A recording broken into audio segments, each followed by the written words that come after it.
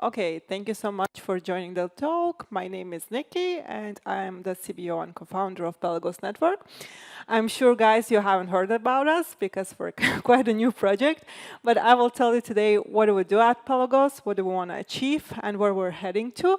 Actually, what kind of problems does Pelagos solve, right? Like, it's not just another chain, it's not just another project. Our aim actually to kind of bring this atomic execution to the space and to ensure that there is kind of communication between the chains. And also we'll be exploring like what can Pelagos bring to the institutional landscape, especially now we've seen like bunch of, for example, projects such as Circle, such as Stripe, launching their own like institutional grade chains and essentially how Pelagos can fit into it. So we're by no means like specifically servicing those sorts of solutions, but we are also like providing, like we're also able to provide the solutions for them as well. Give me a sec. Okay. So generally speaking, right, if you've been a lot in this space, like one key thing you notice, especially like if you played a lot with DeFi, for example, you see that you have a bunch of chains, you have like a bunch of L1s, L2s, and I personally do believe that there will be more and more chains coming into the play. And I mean, my thesis, personal thesis, is that like we will not get any more maybe general purpose chains. Most probably we will be getting like more purpose specific chains. So it will be purpose specific L1s, purpose specific L2s. And you see that, for example, if I want to, for example, do something like if I have my funds, let's say on Optimism, and I want to do something on Arbitrum, I have to like utilize bridges. And despite that, like the liquidity is still fragmented, right? Like you can like basically if I have my liquidity on Arbitrum, it's stuck on Arbitrum. If I have my liquidity on Optimism, it's stuck on Optimism. Nothing changes unless I take an action. And this is also problematic for dApps as well, because in the end of the day, like dApps, when they deploy, they go chain by chain. They have to deploy chain by chain, and it kind of erodes this multi-chain experience because, like, your, for example, liquidity on chain A is stuck on chain A, right? Like, and you have to kind of incentivize to attract that liquidity to that chain. And the solutions that we currently have, like you have bridges and messaging systems that are asynchronous and create lag risks. So, I mean, of course, there's still, like, there are good solid bridges, solutions that help you move your actual assets, but there's still like, they still do introduce certain latency and certain like risks. And the same applies actually for the intent like networks, right? So like their intent frameworks, I'm a big fan of them because they have managed to resolve certain UX issues that we're currently facing, but still they do introduce those latency like issues that might be a problem for like certain players, right? If we're talking about high frequency trading and so on. And then if we look at the institutions, especially the chains that are currently launching, like that are geared towards institutional adoption, like one key thing you have to take into account, I mean, especially if you go to crypto Twitter, you see like, for example, a lot of people commenting like, oh, they should have been an L2, or oh, like they should have used this chain or that chain. You're like, come on, like, have you worked in a real work, like job? Like, because when you work with institutions, you see that it's not them deciding like the requirements. It's actually a regulator telling them like, we want this, right? Like they say like, okay, if you want to offer this product, you have to actually go and ask the regulator first. So you're not like just doing it out of like your desire. And what Pelagos is, it's actually an atomic cross-chain execution layer. So what does it mean? So it means that like I have a transaction. Let's say I want to, like I have a Pengu on Solana and I want to send like convert it to USDC on Ethereum. Like I send this transaction once. And what Pelagos does, it just like simulates the entire route.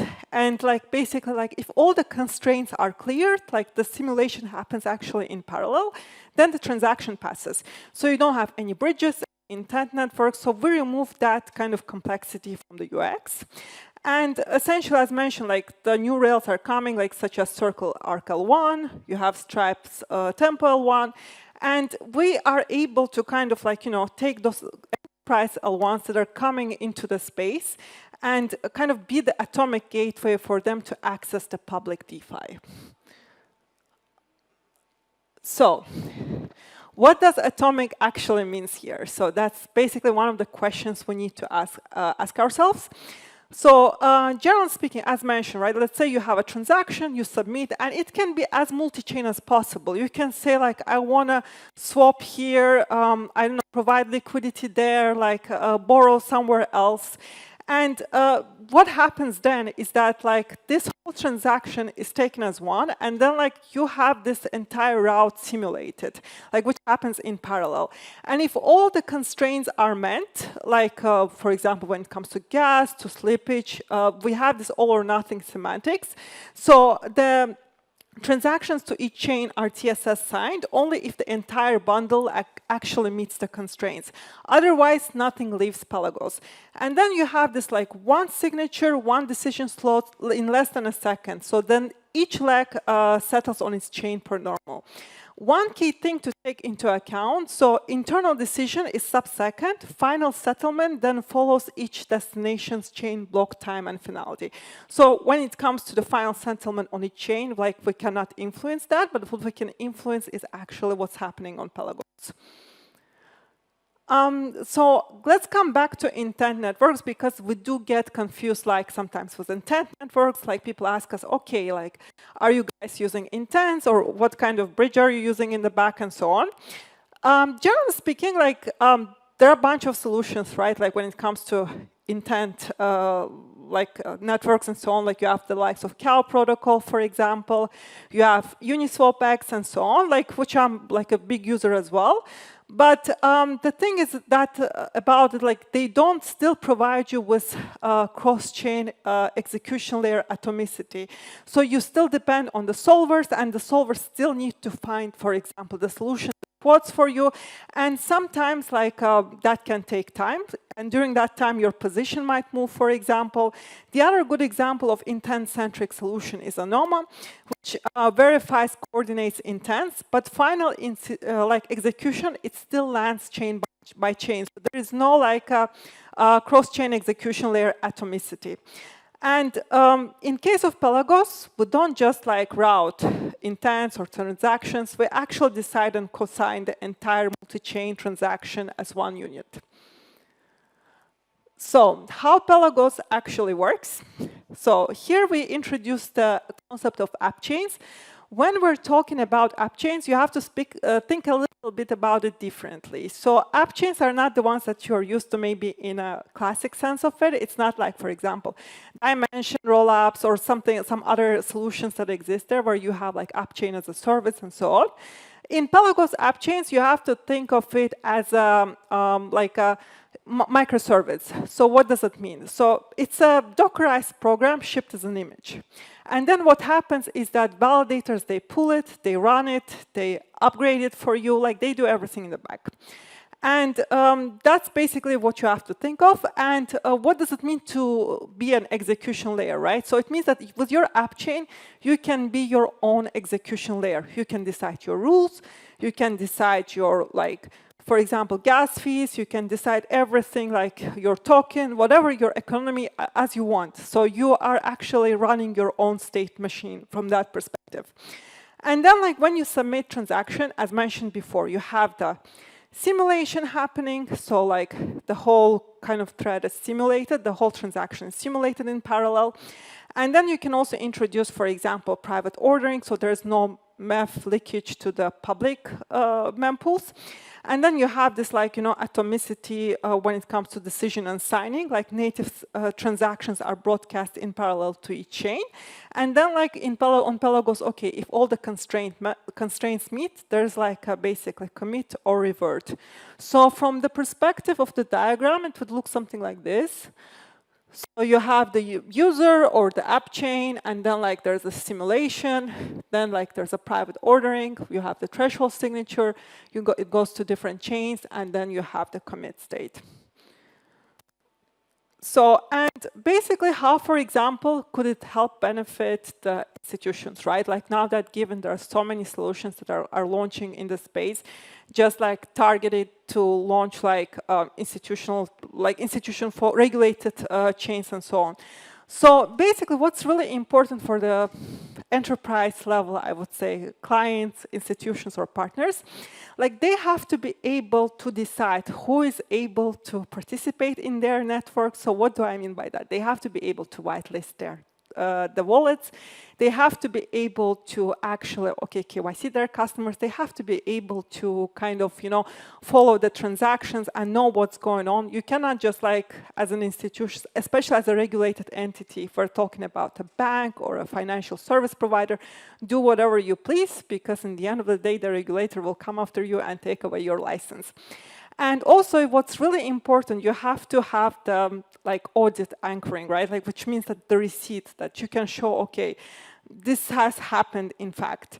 And essentially, what you can do, you can be a private shard, but you can still communicate with the public shards, which means that you can still access what's outside of your realm. You can decide, okay, which rules do I want to set for my realm, and can I go outside of this realm, and can I utilize the solutions outside of this realm?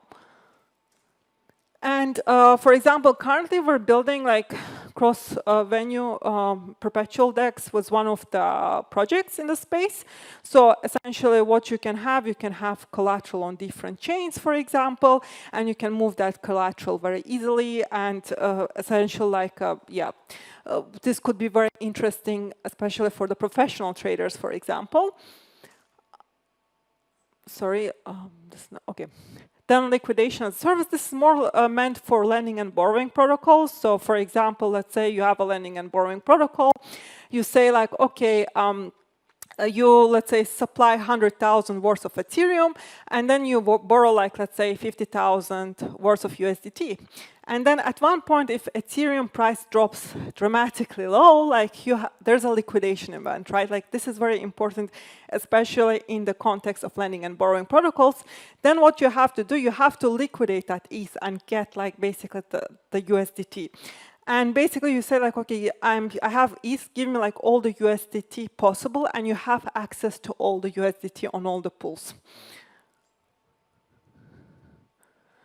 And yeah, there's some other kind of for example, examples that you can play around. So I won't go into details with these ones, but generally speaking, it's just to show what is possible with Pelagos, generally speaking, when it comes to TradFi and actually outside of TradFi. And there are some other examples. For example, unified order books, flash loan bundles you can do omnichain yield router, payments and stable coins, gaming and creator economies.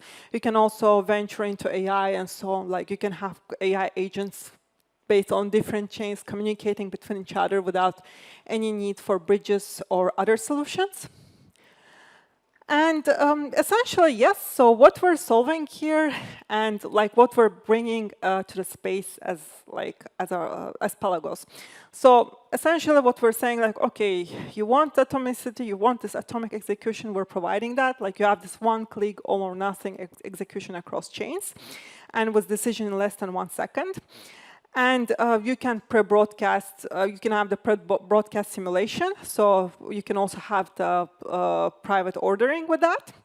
We're not a bridge, and we're neither an intent router, so basically we actually natively move, we provide the possibility for native movements. And yeah, so you can also, operational comfort here means that you are your own execution layer. So you can decide how do you want to set up your own logic. You are basically your own state machine, and you can decide what type of solution you want to run, be it private or public. So yeah, thank you so very much. And if you would like to learn more about us, we have our website. You can follow me on X, and here's my Telegram. You can just message me. Any questions here? Any questions? I have a quick question. Sure. You say you're not a bridge, but how do you define yourself? Do you categorize yourself as something like a clear terminology? Yes, we just call ourselves cross-chain execution layer. We're an execution layer. Cross-chain execution layer. And also, so in this to make the atomic swap, what I don't understand is ultimately there have to be separate transactions on separate chains. Yes, in the background this happens, but like you as a user, you don't see it, right? You just submit it as Right. one transaction, Yeah. and then like there's a simulation which basically simulates the entire route. So it checks for the gas, it checks for the slippage. You know, the certain set of conditions need to be met, and you can define those conditions. You can say like, okay, if this condition is not met, you have to revert. So basically, that's how it works. Right, but so when these transactions are sent to the separate chains, I know that happens under the hood, but what happens if one of those fails? Okay, so the thing is that if it doesn't fail on Pelagos side, Yeah. it gets sent out. Like what happens on the other chains, like we can't really control outside of Pelagos, like because they can have different finality, they can have different ways of doing things. But on Pelagos, if everything is fine, it's out. So that's the logic that it follows. It's deterministic, yes. Okay, the atomicity Yeah. is to send the transactions out there, but if once they're on the native chain, that's beyond your scope. Correct. You don't provide anything Correct. there. Okay, That's kind of interesting. because like they have their own, each chain has its own consensus mechanism, each chain has its own finality, each chain has its own parameters, right? So we can't really control those. What we can do is like, okay, we take it like as deterministic, so yeah, it worked in the simulation we checked, so it goes out. Okay, and what's the current state? Are you in testnet or? Sure. So we've been on actual DevNet for a year before, and we also for example, we had some good numbers. We actually published them recently as well, like on certain cases we reached TPS of more than 100K and so on. So you can check those out, because they're posted also on our X. But we will be launching shortly on public testnet, which is end of this month. So, and yeah, we recently actually completed our race, pre-seed race. So yeah, we're actually started also onboarding some dApps that are kind of started building certain solutions. Like for example, we have developers builders building on us cross-chain perp tags, and they will be using also Avail DA. We're working with Avail there as well, and then we have also some other DEXs that will be building also AMM on top of us. But yeah, that's basically what's happening, and we'll be releasing all that information shortly. Okay, very interesting. Thank you very, very much for your talk. Thank you. Thank you.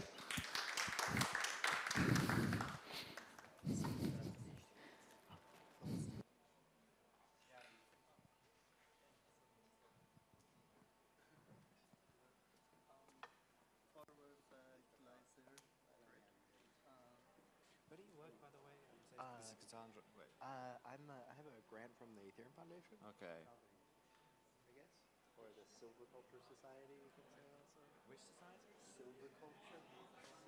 But whatever. Okay, people know it.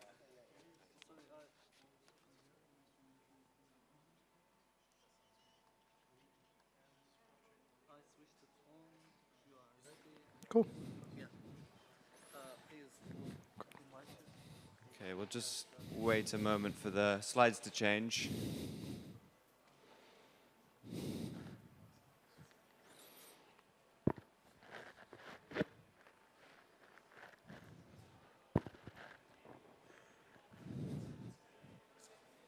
Oh, it's on me. Excuse me.